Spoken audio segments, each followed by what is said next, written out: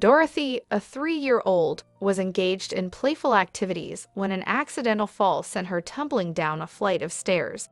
The impact resulted in a head injury, causing her to lose consciousness. Alarmed, her parents discovered her motionless and without breath. With urgency, they summoned a doctor who swiftly arrived on the scene. The devastating news that there was nothing he could do to revive the young girl left Dorothy's mother in anguish. After the doctor's departure, he returned an hour later with Dorothy's death certificate, offering empathetic discussions about the arrangements for her departed body. However, amidst these conversations, the room was unexpectedly filled with the sounds of shuffling. Anxious and filled with hope, they hurried upstairs only to find Dorothy playing as if the previous events had never occurred. The doctor conducted another examination, finding no evidence of injury. Perplexed, he had no explanation but couldn't help but imply that Dorothy had seemingly returned from the realms of the deceased. Dorothy Eady, who was born in London in 1904, led a conventional life until the fateful incident of her fall down the stairs and subsequent revival. However, following this event, she began experiencing distressing night terrors. Her mother would awaken her, and Dorothy would recount her recurring dream of residing within a grand edifice adorned with majestic columns, encompassed by lush gardens. Each time, she expressed a deep yearning to return to her true home. Despite her mother's reassurances that they were already home, Dorothy grew increasingly frustrated and despondent. On occasion, her parents found her moping beneath the dining room table, and when asked about her troubles, she persistently replied, "I want to go home." When pressed for details about the location of this elusive home, Dorothy admitted her lack of knowledge, conveying only a profound longing to find her way back. Additionally, after the fall, Dorothy sporadically spoke with a distinct foreign accent, causing difficulties in finding suitable caretakers for her. When Dorothy was 4, her parents had planned a visit to the British Museum. Unable to find someone to watch their daughter, they decided to take her along. Little did they know that this trip would take a peculiar turn. As expected, 4-year-old Dorothy grew bored amidst the museum exhibits, moping and dragging her feet like most children her age. However, her mood underwent a drastic transformation when they arrived at the Egyptian exhibit. Dorothy was captivated by the artifacts, particularly the Egyptian statues. She broke free from her mother's grip and darted wildly through the halls.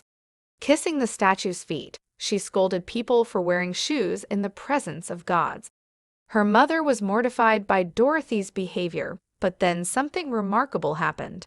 Dorothy suddenly stopped and fell silent, fixated on the face of an Egyptian mummy displayed in a glass case. Despite her mother's attempt to pick her up, Dorothy became upset. In a voice that sounded eerily wise, Dorothy uttered, "These are my people." It took a few hours for Dorothy's parents to finally coax her out of the museum, but thereafter, whenever they had free time, the family returned to the Egyptian exhibit, the only place where Dorothy felt truly happy and at peace. The concept of children remembering their past lives is more widespread than many realize. Thousands of documented cases exist, although these represent only the instances reported by parents. Undoubtedly, there are thousands more cases that go unreported due to confusion or embarrassment. One intriguing story comes from England in 1957, involving sisters Joanna and Jacqueline Pollock, aged 11 and 6, who tragically lost their lives when a car lost control and veered onto the curb. A year after the accident, the girls' mother, Florence Pollock, gave birth to twin girls, Julian and Jennifer. Although identical twins, they possessed distinct birthmarks. Jennifer had a birthmark on her waist that matched the birthmark Jacqueline had before her demise. Coincidentally, Jennifer also had a scar on her forehead similar to Jacqueline's. When the twins were around 2 years old, they began requesting toys that once belonged to their deceased sisters, even though they had never seen these toys before. Additionally, they would become frightened by moving cars, shouting about the car coming to get them. The coincidences continued to mount. During the Battle of Iwo Jima, Japanese forces shot down American fighter pilot James Houston Jr., resulting in his death in the cockpit on March 3, 1945. Over 50 years later, 2-year-old James Leninger began experiencing recurring nightmares about being a fighter pilot, crashing into the ocean, and perishing. Astonishingly, when shown photographs, he was able to identify the type of aircraft he flew, recall the name of the aircraft carrier he served on, and even name other men who served with him. All this information, provided by a 2-year-old, was verified to be true. Another remarkable case involves Ryan Hammonds, who, at around 4 years old, would often pretend to direct movies while playing alone. Ryan confided in his mother, sharing that he used to be a man who lived in Hollywood. Despite their strong Christian faith and skepticism towards reincarnation, Ryan's parents were taken aback. Ryan would express his longing for his past life when he saw the Hollywood sign on television, shedding tears and yearning to return home. He would tell stories of meeting Rita Hayworth, going on vacations in Paris, and working at an agency where people changed their names. This was certainly not the typical banter of a 4-year-old.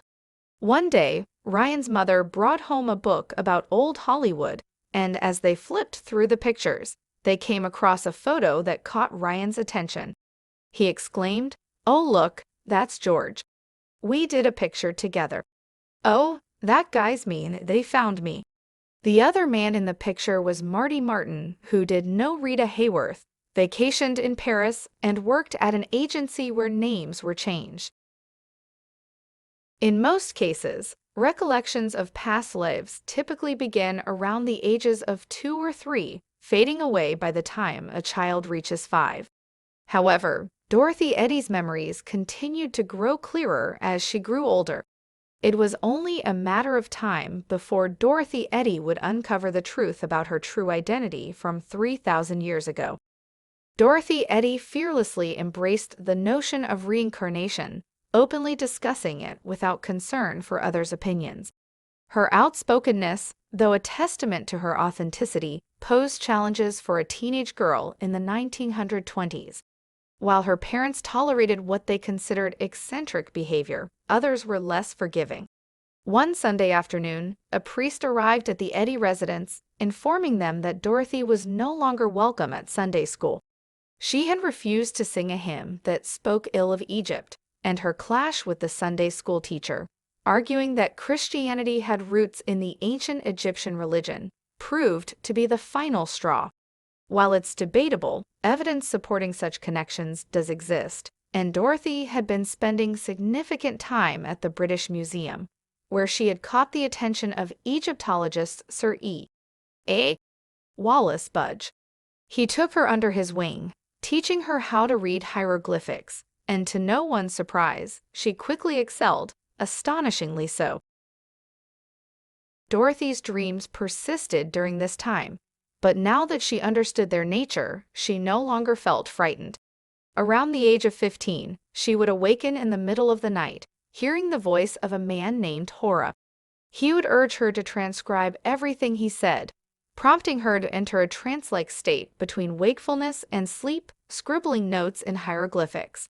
When she awoke, she had no recollection of what she had written. It wasn't even her handwriting. After a year of this phenomenon, she found herself in possession of 70 handwritten pages. Eventually, she managed to piece together that these writings constituted the story of her life in ancient Egypt. She had been an Egyptian woman named Bentreshit, born in the town of Abydos. Hailing from a modest background, her father served as a soldier during the reign of Pharaoh Seti I, while her mother earned a living as a vegetable seller.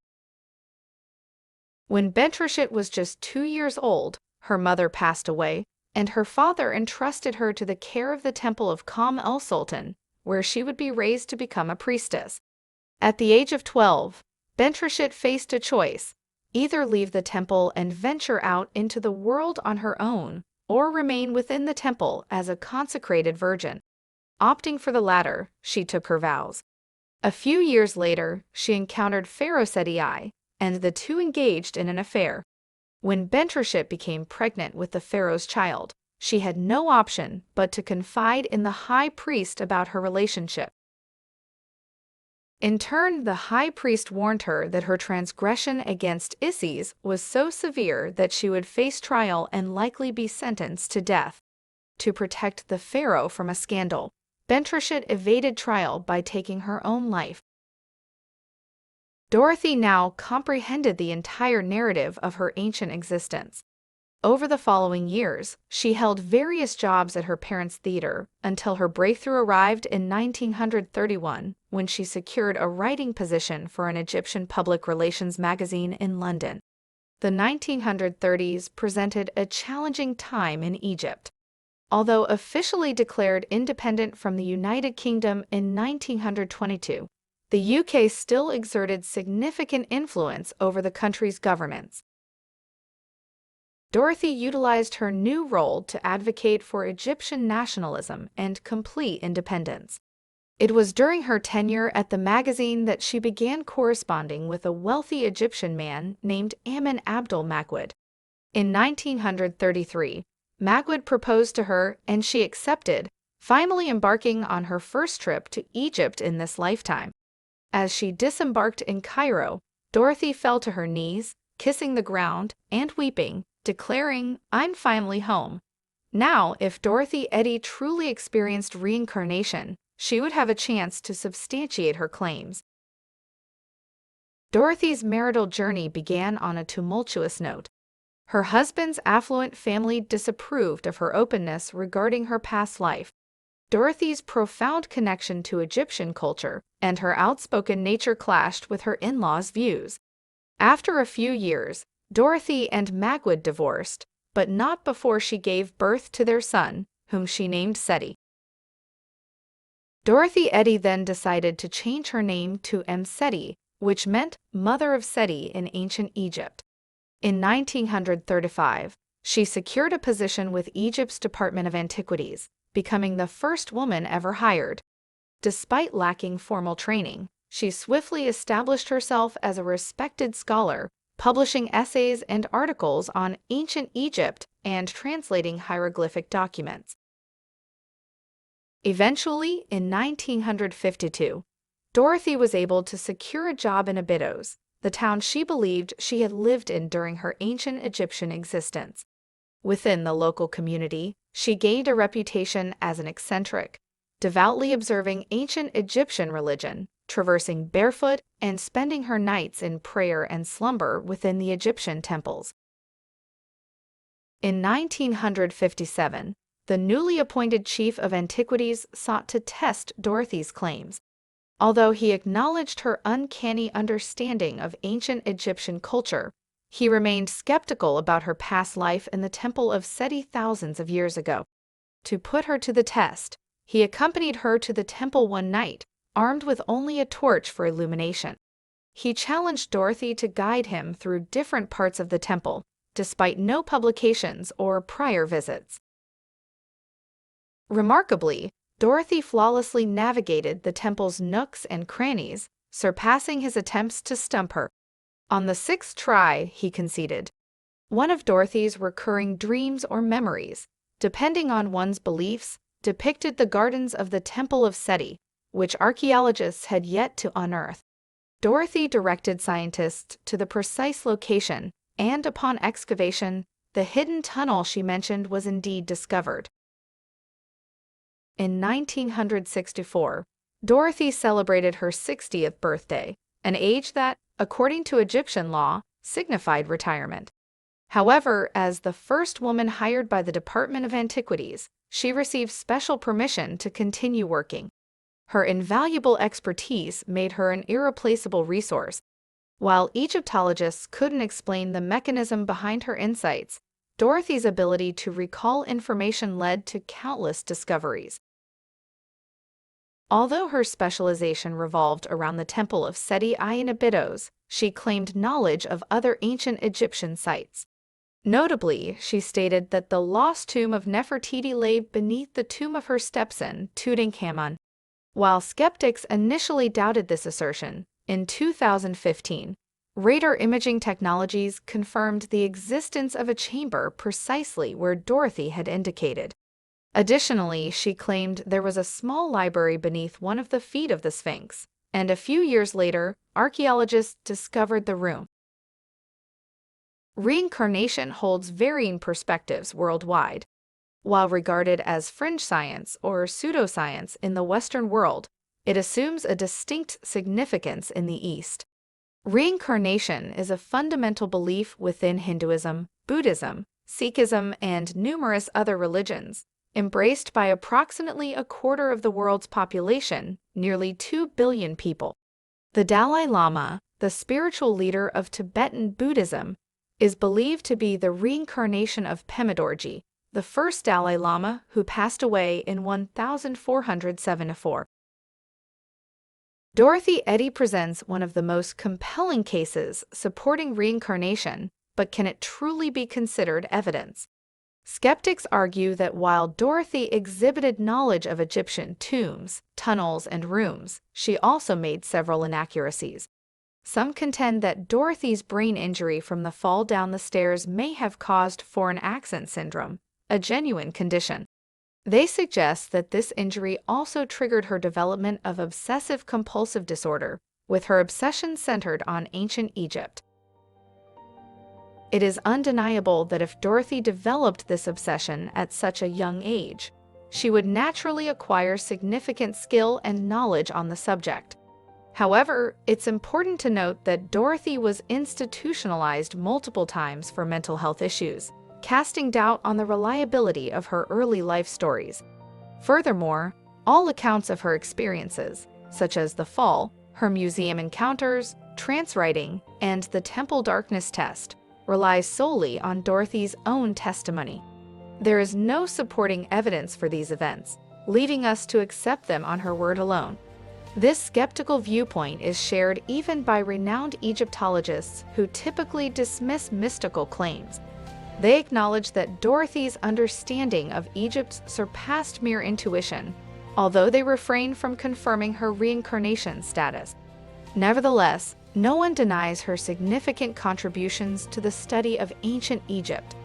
In fact, Dorothy Eady has been dubbed the patron saint of Egyptology. In her later years, Dorothy resided near Abydos, within walking distance of Seti's temple, the place she had considered home since childhood. It was there that she peacefully passed away in 1981, leaving behind a unique legacy in the exploration of ancient Egypt.